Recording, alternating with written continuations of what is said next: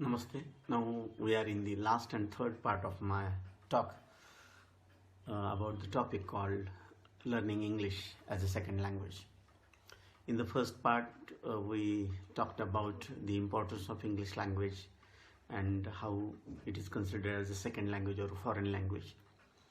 In the second part, we talked about the difficulties the native speakers who are learning English as a foreign language and second language face the difficulties on the ground of cultural differences, on the ground of linguistic differences in their mother tongue and English language, and the grammar and the syntax and vocabulary and so on. Now this third part is about various techniques that a learner has to use to acquire English language particularly. Now there are 4 skills of language: listening, speaking, reading and writing. Listening is first, and listening is most important. In this online workshop, there might be some other speakers and experts who will guide you on the idea of how to develop listening ability, reading ability, writing ability and so on. But what I feel personally, that a person who wants to learn that language, any language, has to listen that language extensively, deliberately, with purpose, with attention. Because of internet, because of technology, most of the students and teachers are now equipped with Android phones, and whole world is at your fingertips. Thousands of videos are available on YouTube and so on. But the problem is that when too many things are available, nothing is going to be done, because everything is at fingertip. No, I can do it at any moment and I can't do it at all. So you have to spare at least half an hour, 1 hour to listen good English. Now what is good English? That's a question. All Englishes are good. There are varieties of Englishes. Indian English is different, Canadian English is different, American English is different, Latin American English is different. As we have varieties in Marathi, varieties in any language. In the same way we have varieties in English. I have some people and even students, those who see Hollywood movies, they say that we see movies, we go through it, but we won't understand what they speak. It's true. They are using their vernacular English. So, then what is the ideal? The ideal is that you have to listen to a good speaker. Now first I will make a point clear that what is a fluent English. See, fluent English doesn't mean that you have to speak fast. Fluent English doesn't mean that you have to use difficult words. Fluent English doesn't mean that you have to use your body while communicating.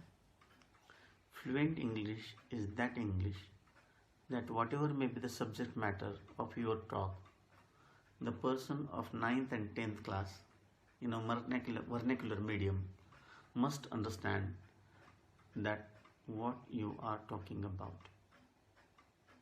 I don't know about the expertise of that person in English language, but as a speaker you have to be as simple as possible so that others must understand, and that is a fluent English.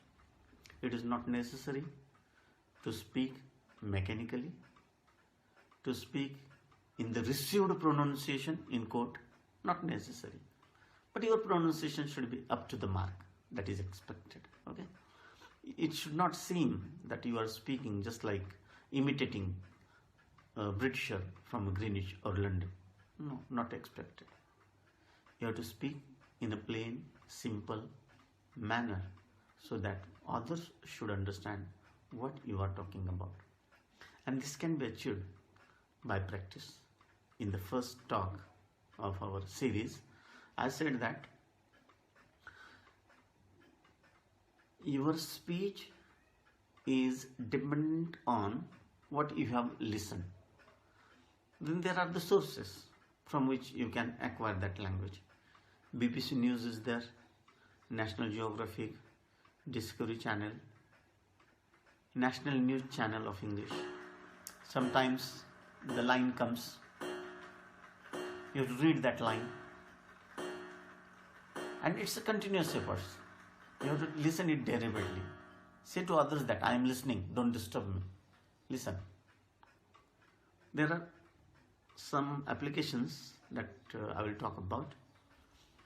One app is there called TED Talks, TED, everything capital, Talks, TALKS, TED Talks. And very small, brief talks of experts in various fields are available on the TED Talk.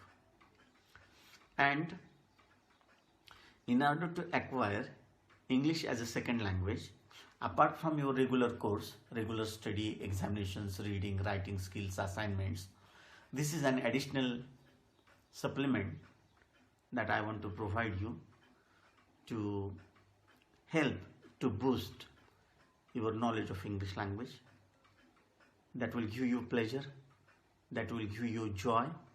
You will love the language, you will love the manner in which it is written, and you understand the differences between two authors, the difference between the writing of D.H. Lawrence and Charles Dickens, the difference of English of Mahatma Gandhi and Dr. Ambedkar's writings in English, and so on. Too many things are there, but it has to be explored slowly, deliberately. Now on TED Talks, make a habit of listening at least a talk a day. It's of 10 to 12 minutes, not more than 15 minutes. I guarantee you. A talk on that TED Talks by an expert is of only 12 to 13 minutes. And thousands of topics are there, literally thousands of topics. Psychology, philosophy, history, artificial intelligence, personality development, communication skills, green society, colonies on the Mars, colonies in the space, and what not. And the speakers are from all over the world. So they have their typical accent, typical way of narration, typical way of using their body. Look how they express themselves, how they put forth their ideas, how they construct sentences, what type of satire, what type of joke they do while saying it. And that will improve your listening ability. And as you listen, you are able to repeat it in your own way. And another thing which I want to make clear to you in this lecture itself is that if you read any text, most of the times people say in a very abstract, read newspapers every day to improve your English. Useless idea. No one reads the paper every day. No one reads it seriously. Do yoga, do pranayam, do exercise, be healthy.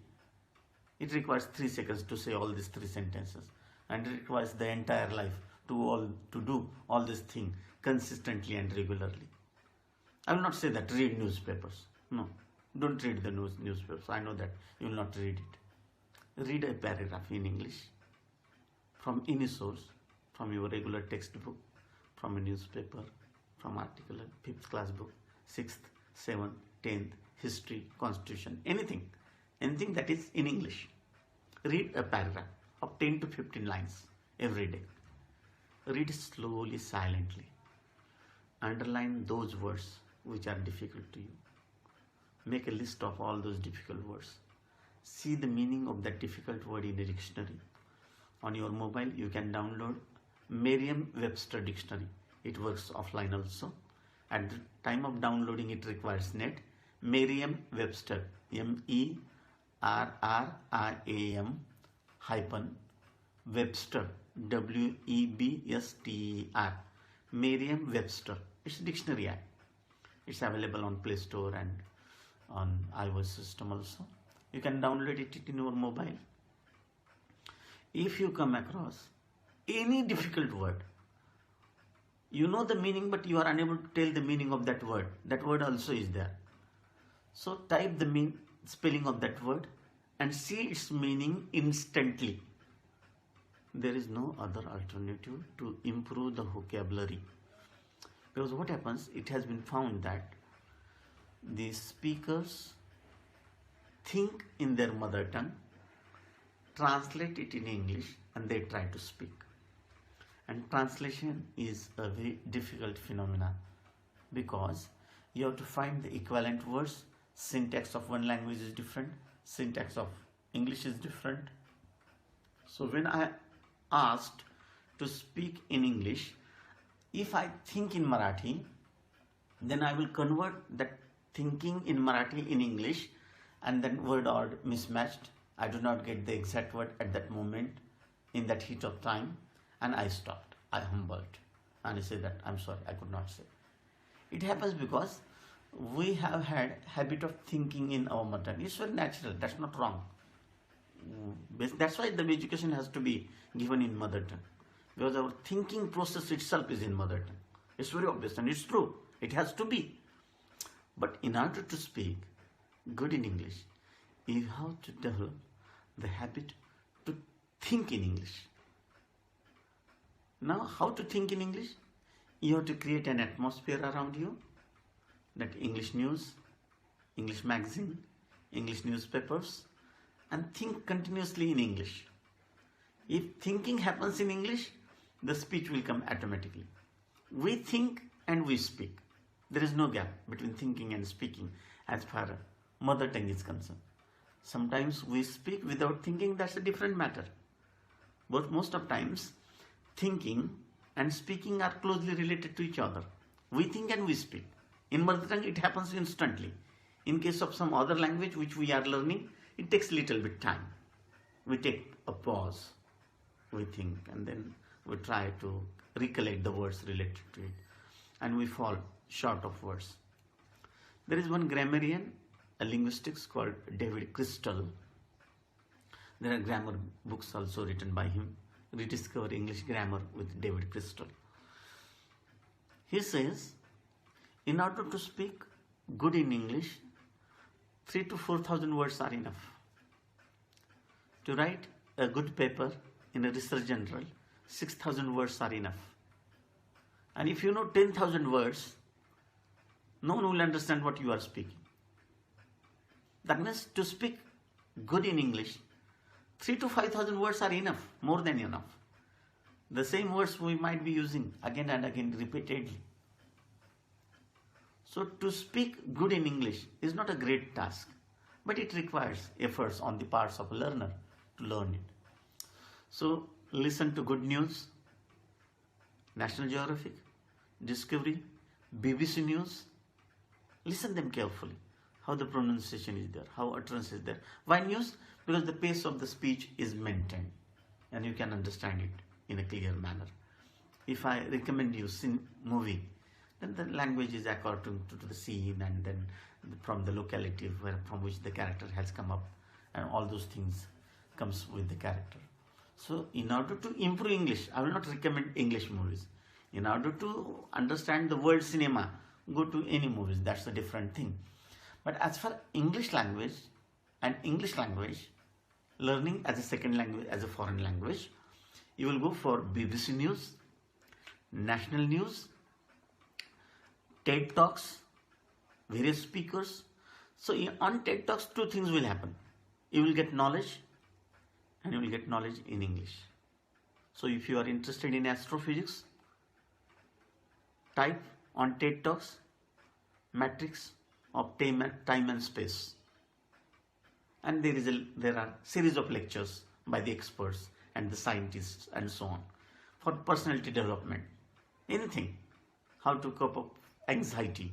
What is depression? And too many issues are there. Too many topics are there. That means whatever you think is available on TED Talks. And it's only of 10 to 12 minutes. So your interest in knowledge is also increased. At the same time, your understanding of English is going to be improved. Words are understood within the context. By reading the dictionary, you will not improve your English language. Remember, the words are meaningful in the context. The meaning of word is well understood when it is placed in a sentence. Read a sentence. That word is difficult to you. Underline it. See its meaning. Read the sentence once again, and that meaning remains in your mind for a longer time. That means that understanding of the text is in the context. So reading a paragraph every day, not a newspaper. You will not read it, I assure. I have that much guarantee. Because too much reading without knowledge, what is the use of it? I have read the newspaper. What you understood? Nothing. Now why you have read it? It's better not to read it at all.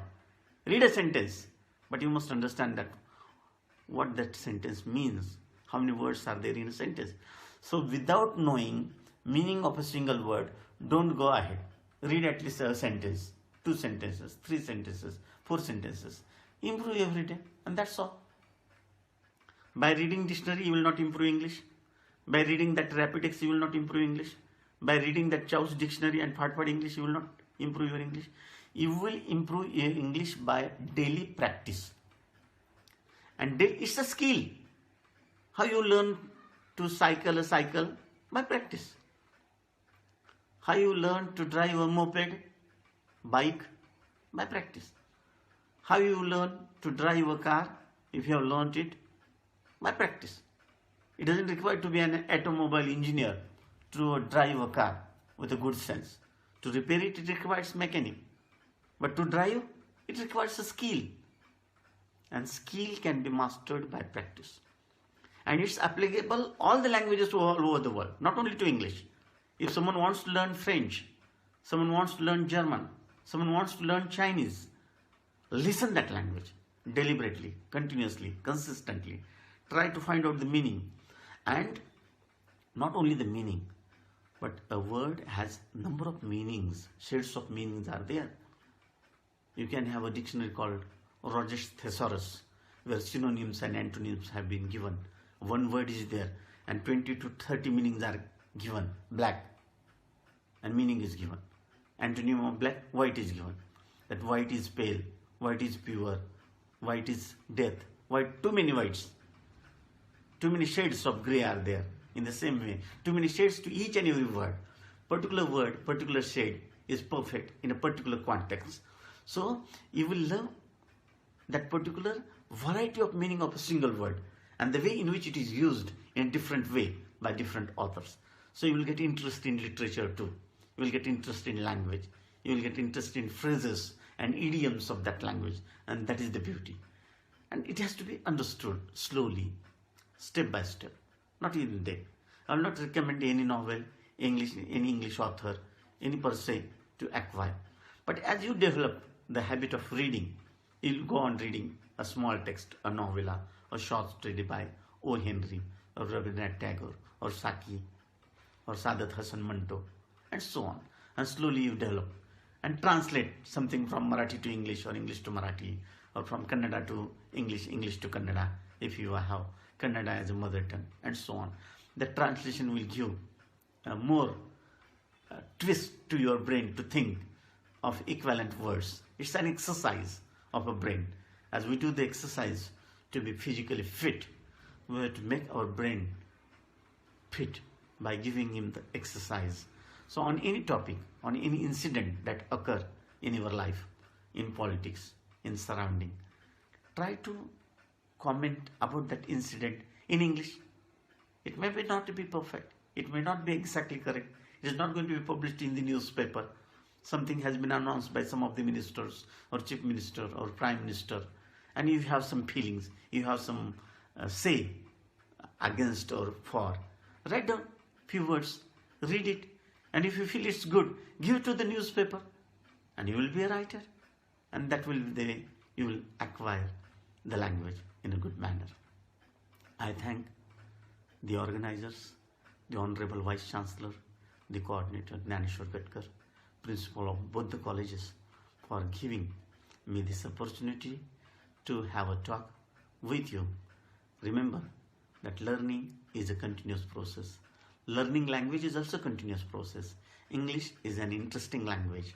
Learn it so you will have more interest in English, more interest in French, more interest in some other languages. Read as many as languages so that you will be a good human being. The purpose of all learning is to be a good human being. Thank you for giving me the chance. Thank you.